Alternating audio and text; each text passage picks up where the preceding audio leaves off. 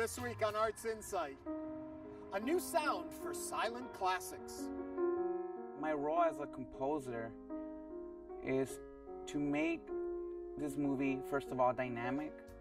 Charlie Chaplin rises again in Houston. Charlie Chaplin, to me, is the genius of the history of cinema. Landscape and sculpture come together in Oregon. It's always thrilling to me to take something that's really mundane and make it into something that you weren't expecting. Tuning lives along with pianos. This is one of the ways that blind people can actually make a living and have a good career. And works of art from a smartphone. People are always surprised when they learn that I'm in the sciences and not in, in the arts. I'm Ernie Manous, and it's time to get Arts InSight.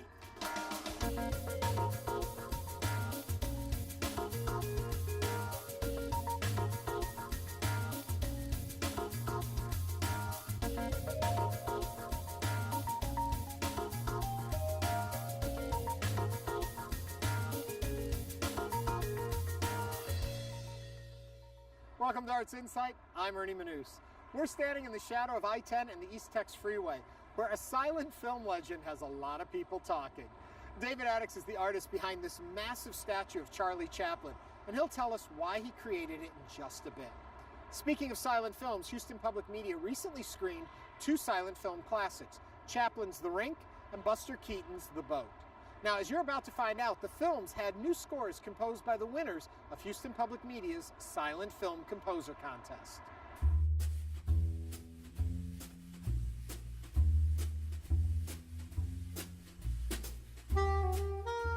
My name is Gerald Masad. I am 30 years old. I didn't really get into silent films at all, really, until recently. Maybe about 2 years ago, year and a half ago.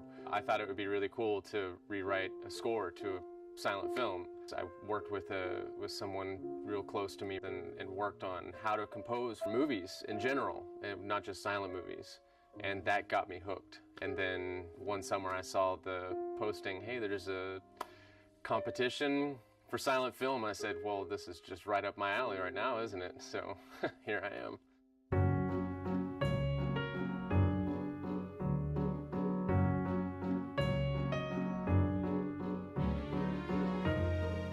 My name is Jaime Arroyo Jr. and I am 27 years old.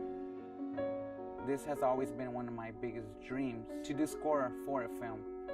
A lot of times I thought that I would have to move to Los Angeles, California, to New York City, you know. So when this opportunity came by and it was here in our hometown in Houston, I just took advantage of it and tried my best to really make something out of it. And my role as a composer is to make this movie, first of all, dynamic, is to put the frosting on the cake.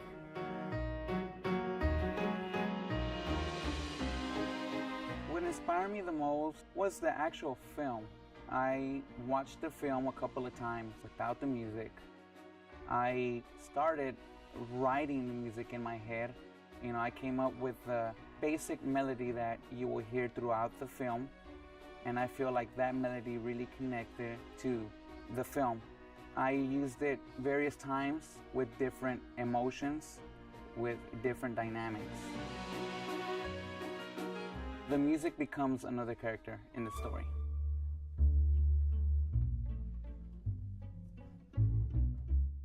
Inspiration for this movie is difficult to pinpoint. It's not a movie that relates to me. None of these movies relate to me. I didn't grow up watching them. I'm not a part of the era.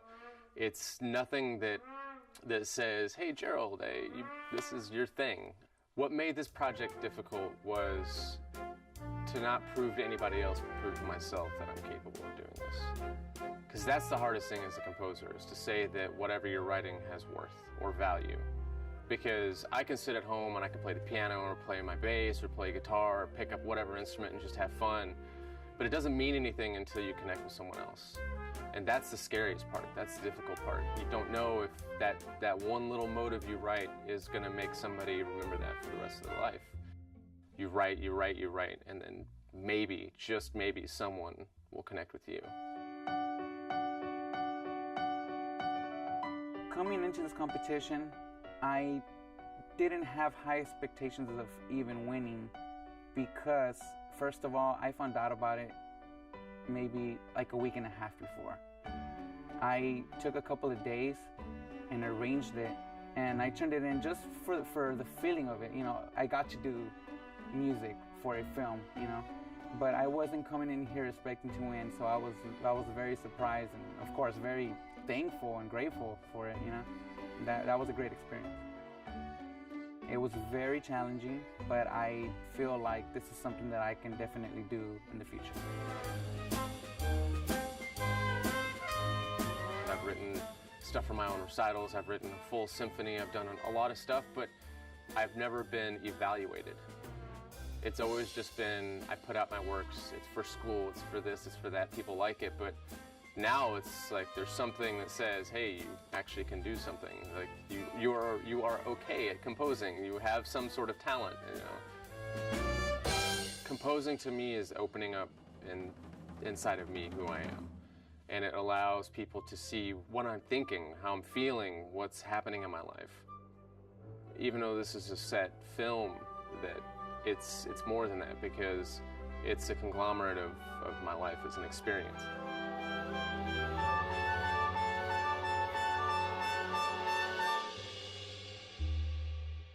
The film screenings happened last month, but Houston Public Media has community events all year long. For a full schedule, go to our website, houstonpublicmedia.org. If you've driven past the intersection of I-10 and 59 recently, you're sure to have seen a 35-foot statue of Charlie Chaplin. Artist David Adickes joins me with the story behind his latest oversized creation. Hello, David. Hello, Ernie. Okay, you can't miss it. What is the story behind Charlie Chaplin? Well, Charlie Chaplin to me is the genius of the history of cinema. And he made his first one-reelers exactly 100 years ago. Really? Yeah, and he, such a creative guy, he did the writing, he did the music for those later ones and so forth. And I've always liked him. And I grew up never seeing Chaplin, and kids today don't know him, until I went to France. And he was sort of everywhere, and that's where I really fell for his whole action, the whole Charlie Chaplin thing. The interesting thing for me about the statue is you're talking about Chaplin and his physicality. Yeah. How do you capture that then in something that's going to be still? You do your best. The way the pants are drooping and the cane and that little look on his face. It's from still photos, obviously, but you just do your best on that. What do you think is the importance of children remembering, people remembering Chaplin? Why do we need to? Well, because he was the greatest talent, in my opinion, and it's so brilliant, why not? You know, they're silent, the way he moves, and I mean, he's just a genius. I just think it's history, and why do we study history? You know, the history of cinema is him, basically. So what do you want to tackle next? It's supposed to be a really big one of Armstrong for the astronaut for Webster, Texas. That's in the negotiation thing, that the guy that's putting it all together is acquiring the land, all that sort of thing at the moment. So that'll be a real big one. That'll be bigger than Sam Houston. Not only does Sam Houston greet you on your way to Huntsville, but also there's another surprise of yours in Huntsville now. Yeah, well, I bought my high school. They were going to demolish it, and I graduated in '43, and I wanted to save the building because that's where we learned to jitterbug during the war. Glenn Miller, Tommy Dorsey, man, you can't tear down a building this historic like that. So anyhow, I bought it. It was cheap, and it's huge. It's 80,000 square feet, 3 floors, and 1 floor is a museum of my paintings, about 350 paintings there. Wow. A collection of just my painting. And in front there's some sculptures, but it's still an ongoing project. It's still growing, the whole concept. Thank you so much. Thank you, Ernie. Thank pleasure. you. My pleasure. Up next, we're headed to the Pacific Northwest, where Portland landscape architect blends man-made with the natural environment.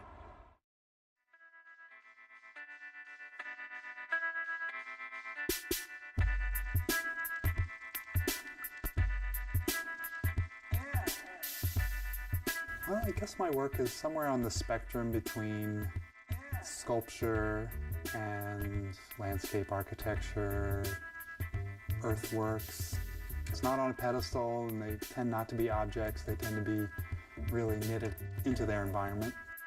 I started out studying landscape architecture and design. I thought I wanted to be an architect, and then I started focusing on landscape architecture. but just somehow just wanted to make things physically myself. The first commission I got here in Portland was for a skate park in North Portland in Pier Park. So this is Walk Wave. It's a skatable, walkable entrance walk into a skate park. One of the sidewalks sort of turns into a wave, and the other wall turns into a sidewalk, so there's this sort of Mobius strip happening as you walk through it. It's so much about flow and movement, and so the walkway really just, it's all about that. And the kids, they come into the park at the top and they just see this and they just jump on their boards and they just move with it. It's really cool looking, it's fun, it's kind of got a little surfy feel. And I think it's a good first impression on the park for first comers. We tend to want to do things that stay the same, and nature's the complete opposite. Nature's, you know, everything in nature is always evolving and changing and growing or eroding. I've done a couple pieces where I've placed stone elements of the sculpture in juxtaposition with newly planted living trees and plants. And the idea is that over time, as those plants and trees grow, they start shifting and moving and heaving and cracking the granite that I've put out there with it. So the whole point of those pieces is for them to change over time. And that's sort of the beauty of them, in a way, that they're not static. The Falls is a work for Oregon City that another artist, Brian Borello, and I collaborated on. It's along this new waterfront overlook and promenade that the city was building, and so we joined the design team and came up with these very iconic 18-foot tall stainless steel pieces that have a fall-like quality to them. Hopefully it sort of creates a sense of the waterfall as part of this landscape, both natural and urbanized and complex. This is a public art commission with Seattle Public Utilities, and it is the facade of a giant stormwater tank that's being buried halfway into the hillside. We're going to be placing these bird nests in the wall, so there'll be a space behind there where the birds can nest. These bird nests are going to have this facade of artificial tree bark. Just the quintessential tree bark, every tree's bark. So this will open up, it'll hinge up, and then there'll be space in the back in the wall for the birds to nest, and you'll be able to open this up and clean it out every year. And we're really trying to sort of turn it into a living wall instead of just being the side of a big tank. Just trying to weave it into the park in a really artful way.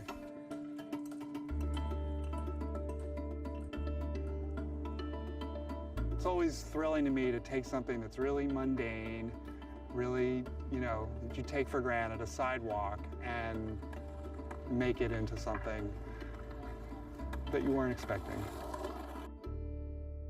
For more on Adam, visit adamkubi.com. Just north of Portland in Washington State, a school with a unique history is spreading the power of music.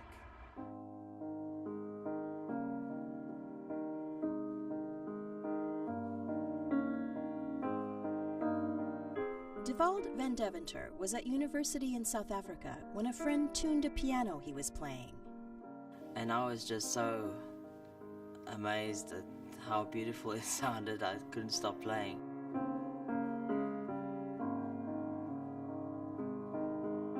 And just thought that I would also like to learn to tune piano, and there was nowhere in South Africa I could learn. With his seeing eye dog Molly beside him, Dewald made his way to Vancouver, Washington. All right, students, we're going to talk about pedals. And the only post-secondary school in the world that teaches tuning and piano technology to the blind. You follow straight back from the pedal, you'll see that you actually end up on the underside of the main shank of the pedal. We take up to 6 students at a time, and the students are with us for 2 years, and when they graduate, they walk out of the door with the ability to go into business for themselves. Is this square lip the mass proofer? Hanging down on the bottom? Yes. Yes. Or to work for a music store, to work for a university, just like that.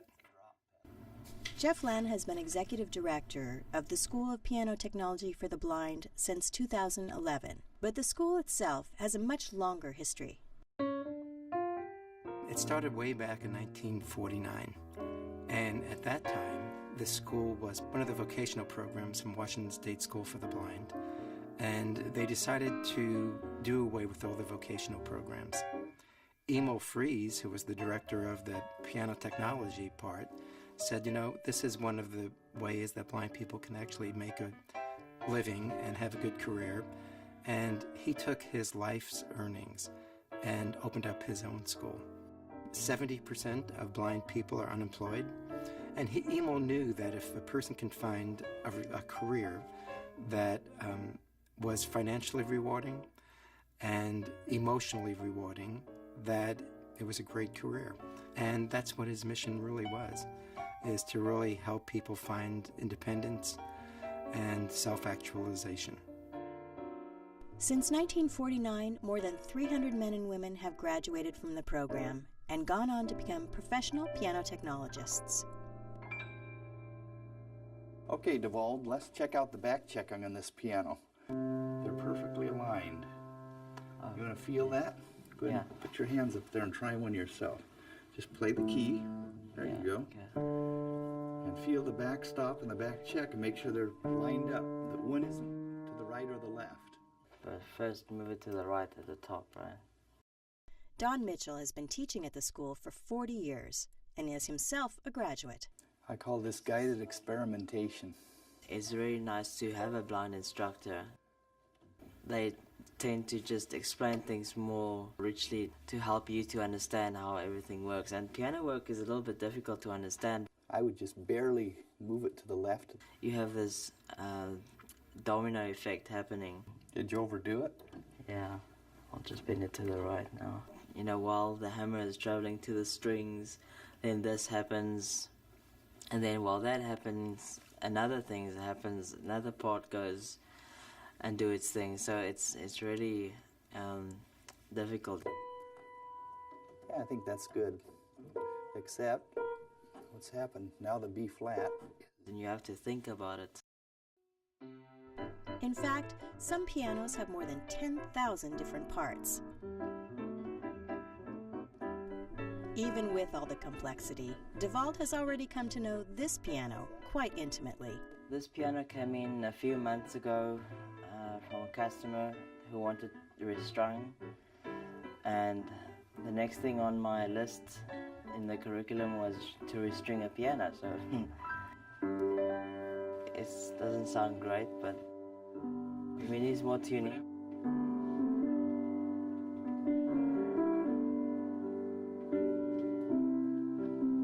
The customer made a plaque of this piano that was restrung in 2013 by the Piano Hospital by the old Verneeuwte. That was quite amazing.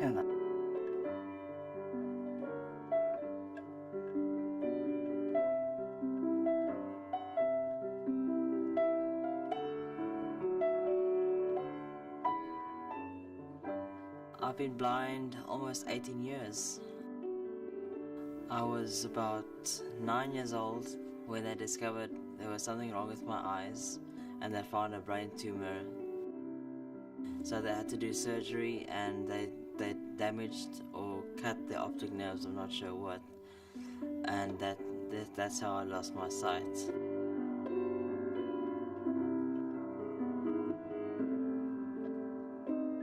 Even the loss of his sight has done little to dampen Devald's passion for the arts. He's been playing piano since he was 12 and earned a master's degree in music performance before taking up piano technology. Oh, that's how it sounds. Devald also paints.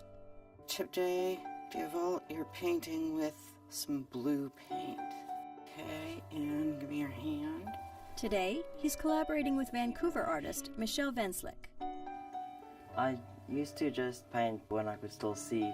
I think I keep a picture in my mind of how the things look like. They're very expressive. Yeah. Good job. Through the Keys to the City program, pianos are restored by the school students, painted by local artists, and the occasional piano technologist, then for 10 days in the summer, placed around Vancouver for anyone to play. When you put those pianos in the community, and you encourage people to come and play those pianos, it creates a tremendous amount of energy, positive energy. After the first year, Jeff Land declared the program a win-win-win. Our students got to work on the pianos. The community got to play the pianos. The artists got to demonstrate their abilities, and it was fun. For more, visit pianotuningschool.org. Finally tonight, an artist in Ohio is using her smartphone to bring together her two passions, photography and science. Standalone Productions. Yo, check it. Where do I go from here? Somebody please tell me. I work as a researcher for a large research and development nonprofit here in Columbus, mostly for government contracts dealing with the environment and public health. I really started doing self-portraiture just to have images to put on Facebook for profile photos, and then I just ran with it. I mean, people had a good reaction to them, and I started getting a little more experimental with them. And the iPhone was just a way for me to always be able to produce something, always be able to experiment, no matter where I was, no matter what I was doing. Whereas, with the DSLR, you're lugging around a big kit. So with my iPhone, I just point and click. Sometimes I will set things up. I do have a little tripod system, and that's where some of my more conceptual work comes from. There's definitely a thought process there. I would describe myself as an image manipulator. I don't consider myself a photographer because most of what I do is after I take a shot. The post-production for mobile photography is pretty complex with my work. Almost all of my images are 2, 3, 4, 5 images combined into one. I do a lot of superimposing. For the most part, I try to do as much as I can in the field, so to speak. So sometimes I'll put I'll shoot through bottom of a glass, or I'll put pantyhose on top of the lens or something like that to give it more realistic atmosphere versus just applying a filter, though I do use a lot of apps. My work has evolved quite a bit this past year.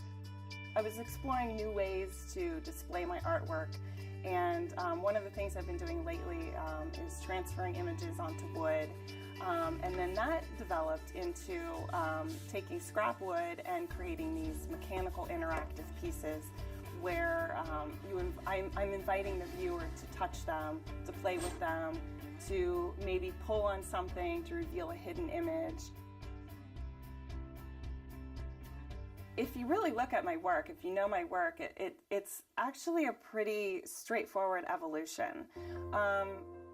My images themselves invite the viewer to interact with them just because they're narrative and they're storytelling, and everybody who looks at my work gets something completely different out of them. For example, I have an image I recently did where it was shot from the floor and you just see feet dangling over the floor. And I've heard everything from she's hanging, to she's jumping for joy, to she's floating, to she's, disappearing, and people have always interacted with my work in that way. So to move on to actually physically interacting with my work seemed like a logical progression for me. I have very vivid dreams, And I keep a notebook beside my bed, and every night before I go to bed, I get on Pinterest for about 10 or 15 minutes. And the inspiration just comes from everywhere. It could be a picture of a forest. It could be, I don't know, a donut. It could be anything. When I look at Pinterest and get that inspiration right before bedtime, then I tend to dream a little bit more. And then when I wake up in the morning, I sometimes have a concrete idea of what I want to do. I am not making art every day. I wish I was making art every day, but the inspiration comes and goes. I'm shooting photographs every day. Now, whether I do anything with them or not is a whole other story. People are always surprised when they learn that I'm in the sciences and not in the arts. I have so many ideas. I don't even know what's next. It's just whatever hits me at the moment. Somebody please tell me what now. It's 5 times I've been knocked down. To see more of Amy's work, go to thisspacesrented.com. That's a wrap for this edition of Arts Insight. Join us next week when we'll revisit a Houston artist who's using drones to get a unique perspective on intersections. From the edge of downtown, I'm Ernie Manous. Thanks for watching and have a great week.